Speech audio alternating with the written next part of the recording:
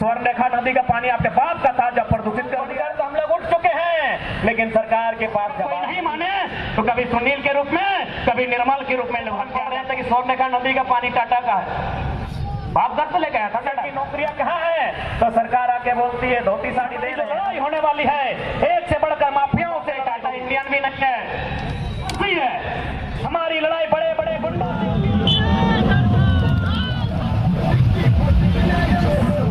इसका कुछ ना कुछ मतलब है, यानी इस लाइन का मतलब है कि सवाल बनकर फिर उठूंगा, यानी वो कह रहे हैं कि किसी न किसी दिन मैं सवाल बनकर फिर उठूंगा।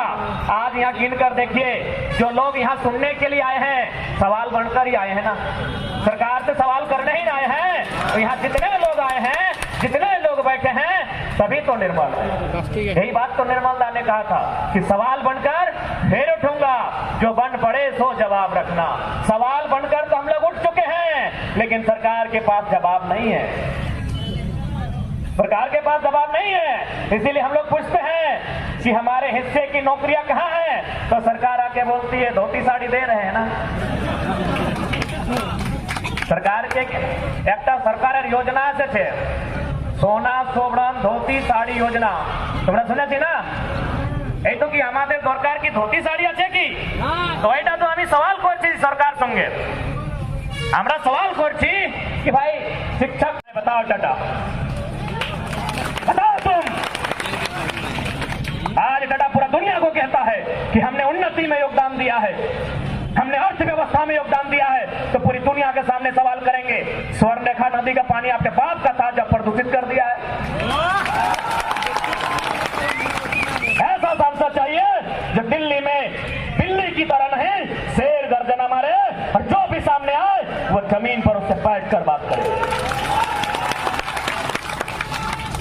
इसलिए हमें पढ़ा लिखा प्लस हिम्मत वाला, नहीं तो पढ़ा लिखा होगा बोलेगा केस मुकदमा हो जाएगा पीछे भाग जाएगा, नहीं चाहिए हमको। ऐसा पढ़ा लिखा भी नहीं चाहिए, पढ़ा लिखा प्लस हिम्मत वाला चाहिए।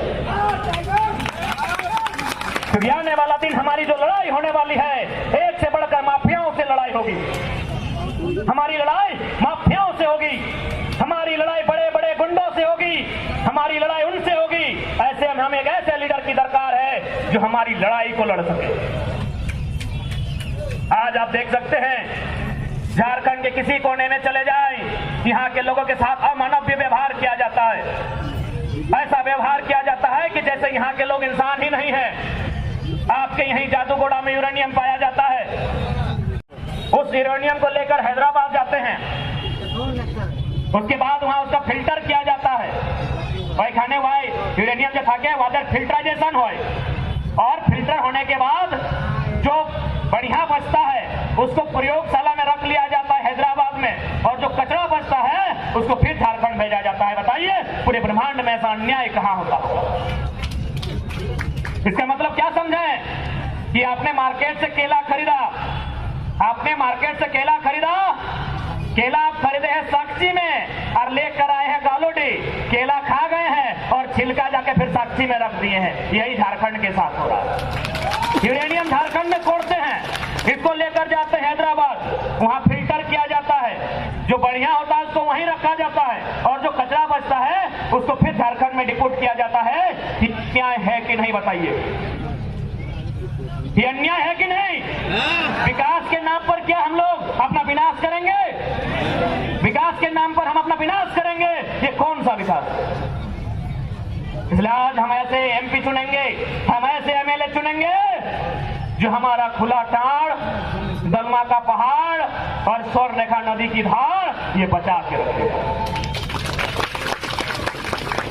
ना दलमा पहाड़ बचता है, न हमारा खुला टाड़ बचता है, ना स्वर्णरेखा नदी की धारा बचती है। आप जहां जाके देखें वहां चंद मुट्ठी भर लोगों का फायदा है। हाल फिलहाल तो पेपर में पढ़ रहे थे कि स्वर्णरेखा नदी का पानी टाटा का है। बाप घर से लेके आया था टाटा। आपकी जानकारी के लिए बता दें, टाटा इंडियन भी नहीं है, टाटा इज नॉट इंडियन। वो भारत में हिम्मत करेगा टाटा को बोलने का, हर सही है। आज यहाँ के जमीन पर इसका कब्जा, यहाँ की नदी पर इसका कब्जा। और अगर कोई नहीं माने तो कभी सुनील के रूप में, कभी निर्मल के रूप में लोग हत्या करता है। हत्या में भी कंपनी का योगदान। आपको क्या लगता है सुनील दा की हत्या में टाटा का योगदान नहीं है? अगर नहीं है तो जब सुनील दा की हत्या हुई थी पूरा टाटा जगमग कैसे था? लोग बताते हैं कि जिस दिन शहर में सुनील दा की डेड बॉडी आई थी टाटा अपने जुबली मना रहा था, यानी जश्न मना रहा था। यहाँ का सांसद, यहाँ का बेटा मृत शैया में पड़ा है और ये जश्न मना रहा था। तब हमको सवाल करना पड़ता है कि आप जश्न इसलिए मना रहे थे कि आपका सबसे बड़ा कांटा रास्ते से ऐसा हम यहाँ के लोग कहते हैं कि जिस दिन सुनील दा की अर्थी शहर में आ रही थी अंतिम विदाई के लिए, ये जुबली मना रहे हैं। इसलिए आज जो झारखंड की परिदृश्य को मैं देख रहा हूं, यदि आज अपने अधिकार के लिए नहीं लड़ते हैं, आज यदि अपने बच्चों को लड़ने के लिए तैयार नहीं करते हैं, तो आने वाले 20 वर्षों में, आने वाले 25 वर्षों में झारखंड के भूभाग से कम 20% झारखंडी भूमिहीन हो जाएंगे। ये हम कोई फिल्मी कहावत नहीं कह रहे हैं। आपके गांव में जो सबसे ऊंची इमारत होगी वहां चढ़ जाइए, देखिए शहर का नक्शा, देखिए शहर का भूगोल क्या हुआ है। बड़ी बड़ी इमारतें एक भी आपकी नहीं है। वो जमीन आपका था लेकिन बड़ी बड़ी इमारतें एक भी आपकी नहीं है। केवल टाटा में ही नहीं, फुर्सत मिले हमारे धनबाद आइए, कोयला खिलाएंगे। फुर्सत मिले तो धनबाद आइए, वहां भी दिखाएंगे किस प्रकार बाहर के लोगों ने, बड़े बड़े कंपनियों ने, बड़े बड़े बिल्डर ने वहां के लोगों को भूमिहीन कर दिया। आइए बोकारो, वहां भी दिखाएंगे। आइए रांची, वहां भी दिखाएंगे। आइए गोड्डा, आपको जहां झारखंड